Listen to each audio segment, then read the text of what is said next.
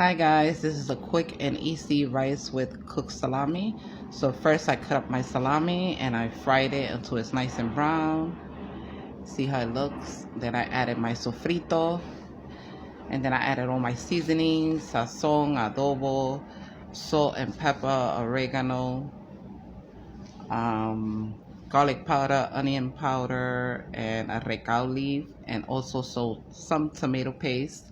And then I rinsed and washed my rice, and I added that in. And of course, I added 2 cups of water to the rice, and then I stirred it up and let it boil until the water meets the rice. That means that it's all dried up.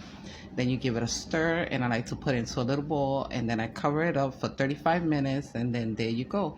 Beautiful rice and salami. Enjoy.